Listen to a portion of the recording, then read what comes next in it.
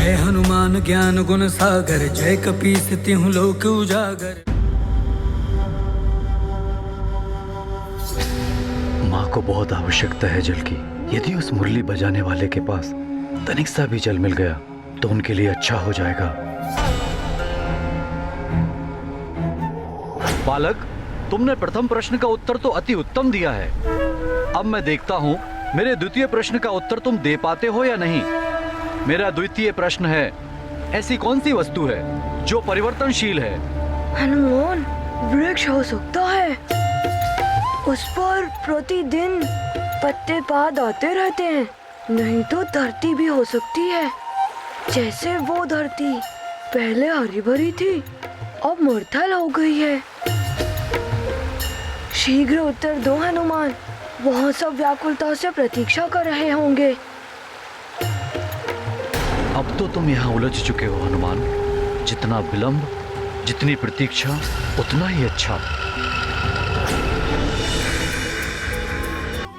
समय, ऋषिवर, समय कभी एक सा नहीं रहता, नित्य परिवर्तित होता ही रहता है। जो समय आज है वो कल नहीं होता।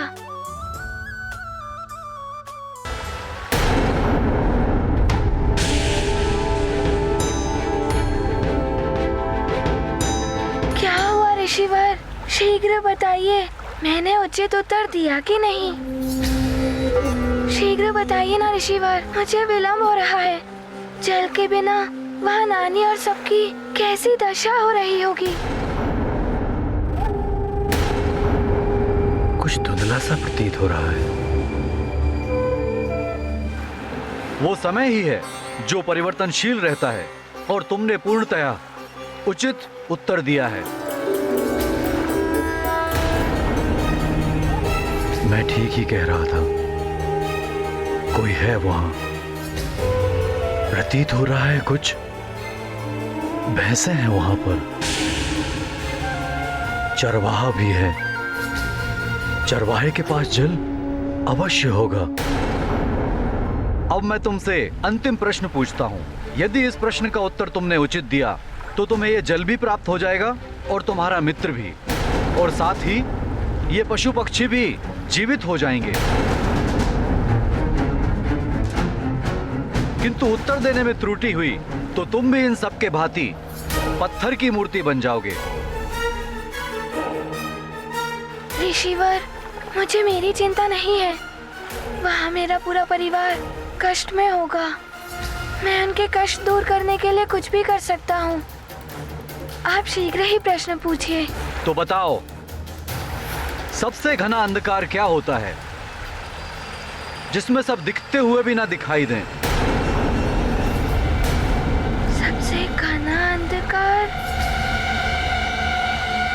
ये तो बड़ा ही विचित्र प्रश्न पूछ लिया ऋषिवर ने। अंधकार दिखते हुए भी ना दिखाई दे? अमावस्या की रात ही तो उत्तर नहीं। नहीं, मेरी तो बुद्धि ही नहीं चल रही है। अब कहीं तुम मूर्ति न बन जाओ, बड़ा ही अनर्थ हो जाएगा। तुम उत्तर दोगे बालक?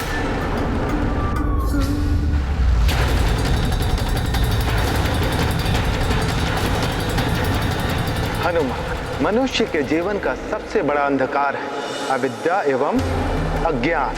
अज्ञानी व्यक्ति किसी भी वस्तु को देखकर भी नहीं जान सकता कि उस वस्तु का महत्व क्या है। ऋषिवर, अविद्या एवं अज्ञान, ये सबसे बड़ा अंधकार होता है।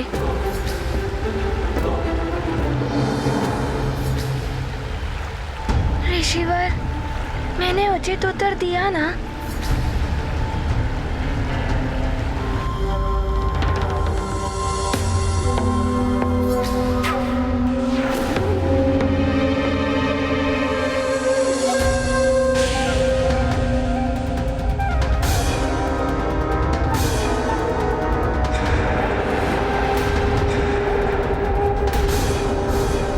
ये संपूर्ण क्षेत्र तो वैसा ही प्रतीत हो रहा है जैसा हनुमान ने अपने स्वप्न में देखा था। सामने वही संकरा मार्ग, एक और खाई एक और पर्वत और ये जंगली भैंसें, कहीं हनुमान का स्वप्न सत्य तो नहीं होने वाला है।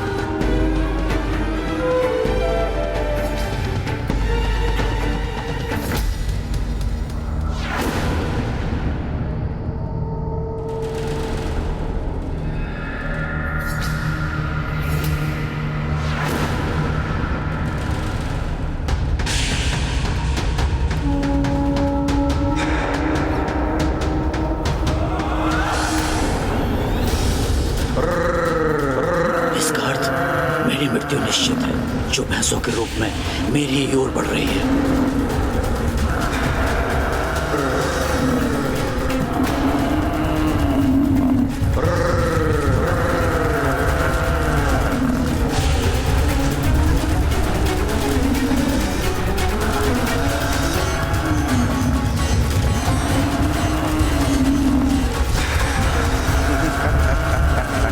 कहीं हनुमान का स्वप्न सत्य तो नहीं होने वाला है।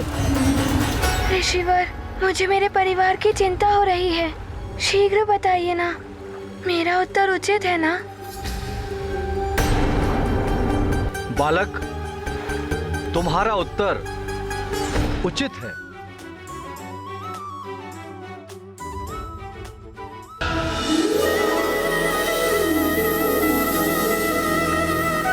हनुमान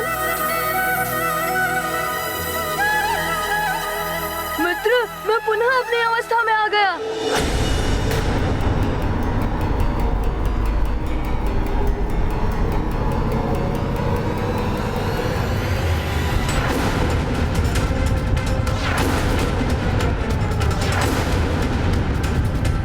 प्रणाम चित्रगुप्त जी।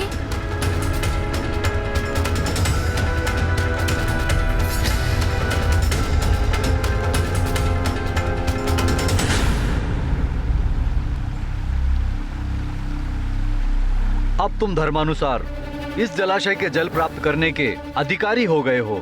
चित्रगुप्त जी, इसीलिए मुझे आपका स्वर परिचित सा लग रहा था। किंतु आप यहाँ क्या कर रहे हैं? आप तो यमलोक में प्राणियों के पाप पुण्य का लेखा जोखा करते हैं, फिर आप ये क्यों कर रहे हैं? हनुमान, पाप पुण्य के अनुसार दंड या पुरस्कार प्रदान करने में, सहायता करने में मेरा एवं समस्त अन्य देवताओं का भी कर्तव्य होता है। इसलिए मैं जो भी कर रहा था, मात्र कालदेव की आज्ञा का पालन ही कर रहा था। कालदेव की आज्ञा का पालन?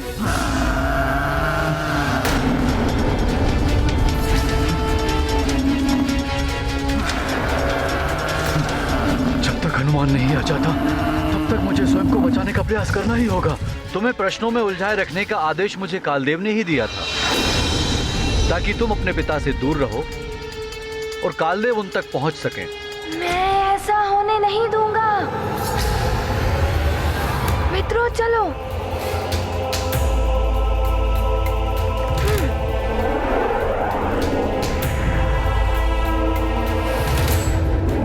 शीघ्र चलो।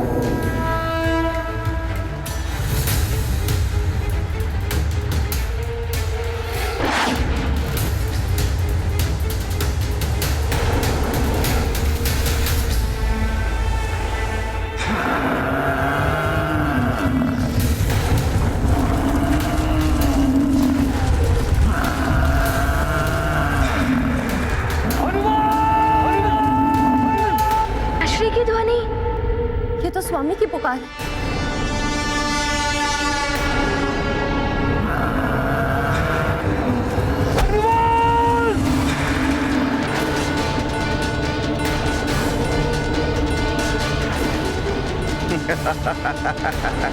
हनुमान!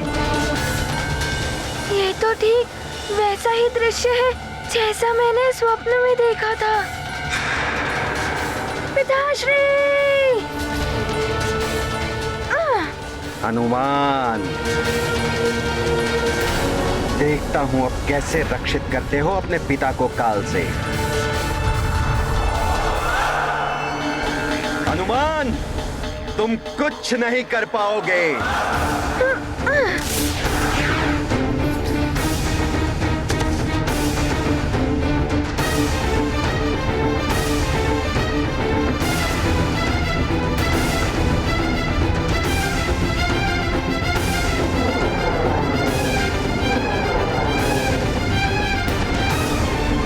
पिताश्री मैं आ रहा हूँ।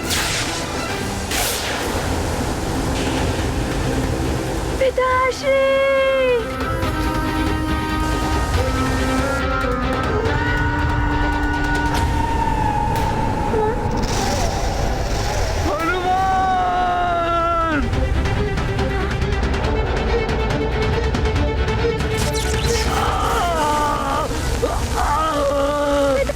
कालदेव, नहीं कालदेव, छोड़ दीजिए पिताश्री को कालदेव।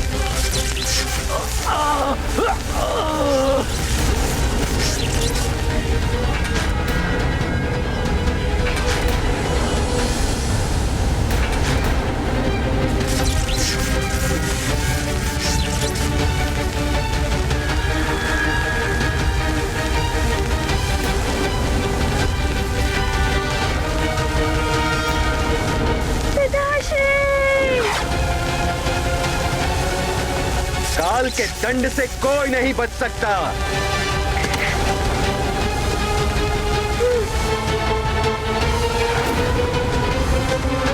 पिताश्री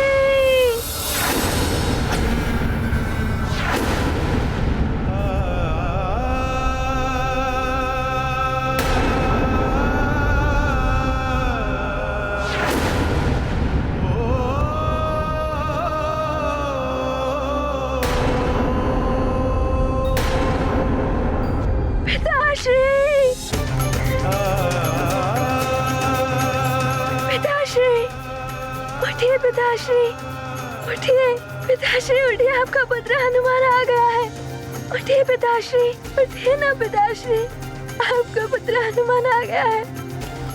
पिताश्री उठिए ना, पिताश्री मेरी पुकार सुनिए पिताश्री। उठिए पिताश्री, पिताश्री। हनुमान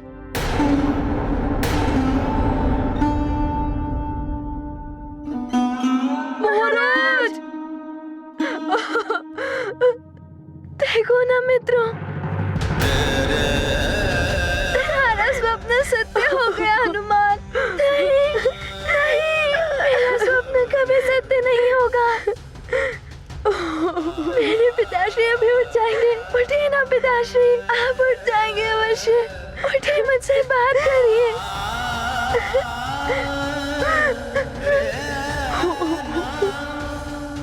उठिए पिताश्री, उठिए महाराज, पिताश्री। क्या हुआ महाराज को?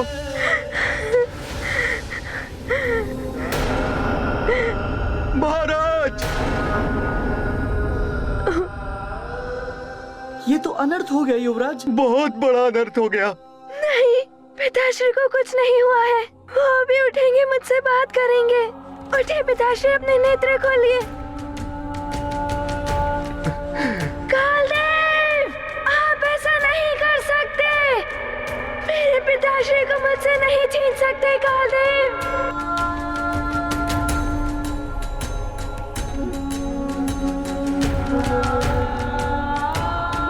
पिताश्री, आपको मेरी करुण पुकार सुननी ही होगी। पिताश्री उठिए ना। हनुमान मेरे पुत्र, उठिए ना पिताश्री, आप उठ जाएंगे अवश्य। हनुमान।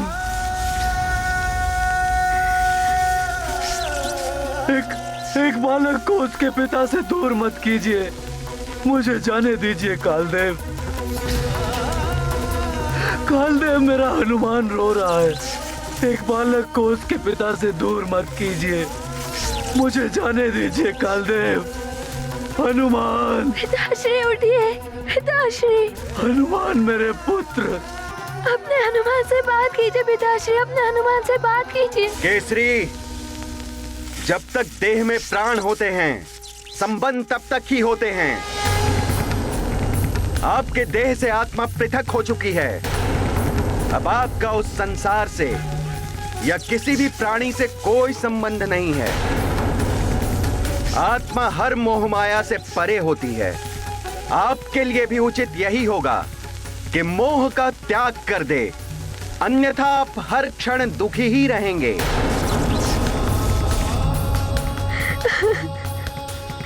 मेरे पुत्र के नेत्रों से बहते हुए अश्रु देखिए। उसके दुख से भरी हुई करुण पुकार सुनिए। पिताश्री मेरी पुकार सुनिए पिताश्री। ये दृश्य देखकर चट्टान का हृदय भी द्रवित हो उठेगा। और आप कहते हैं कि मैं मोह त्याग दूं। केसरी, अब आपके दैहिक एवं भौतिक संबंध समाप्त हो चुके हैं। अब आप ना तो किसी के पिता हैं, ना ही कोई आपका पुत्र। हनुमान, पिताश्री उठिए। हनुमान मेरे पुत्र। मेरे अपराध का दंड मेरे पिता को मिल रहा है। कालदेव, आप तो देवता हैं, आप ऐसा अनर्थ नहीं कर सकते। पिताश्री, आप अपने पुत्र को छोड़ के नहीं जा सकते। उठिए, गले लगा लीजिए पिताश्री मुझे। लौट आइए वापस पिताश्री।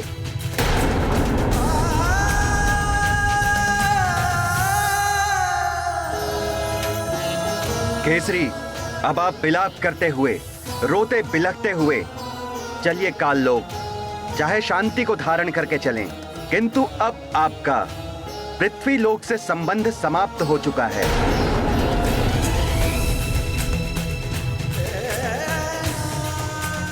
पुत्र हनुमान।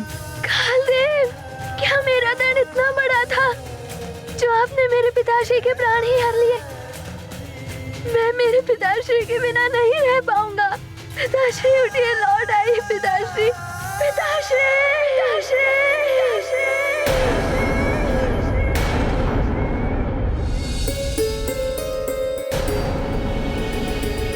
हनुमान, क्या हुआ महारानी जी? न जाने क्यों मन बहुत व्याकुल हो रहा है। मुझे हनुमान की करुण पुकार सुनाई दे रही है।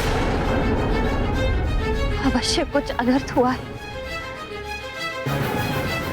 मुझसे और प्रतीक्षा नहीं हो रही। मुझे जाना ही होगा। मार्जरिका, तुम माँ को संभालो। हाँ महारानी जी, आप जाइए। माँ की देखभाल मैं कर लूंगी। हनुमान,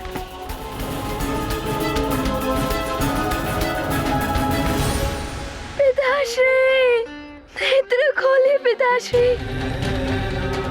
पिताश्री उठिए,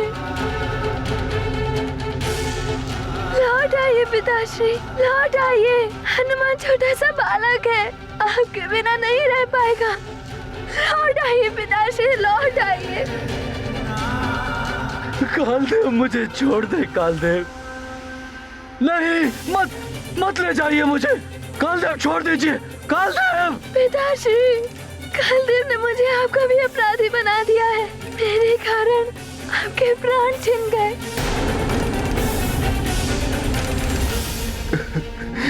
महाराज,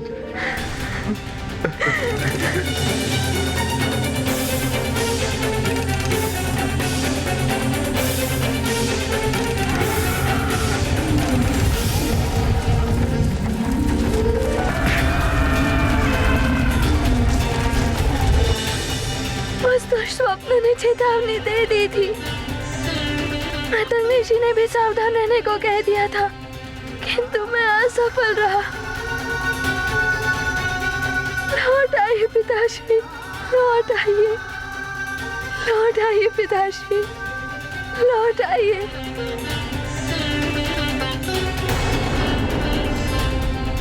नेत्र खोलिए अपने पिताश्री, नेत्र खोलिए।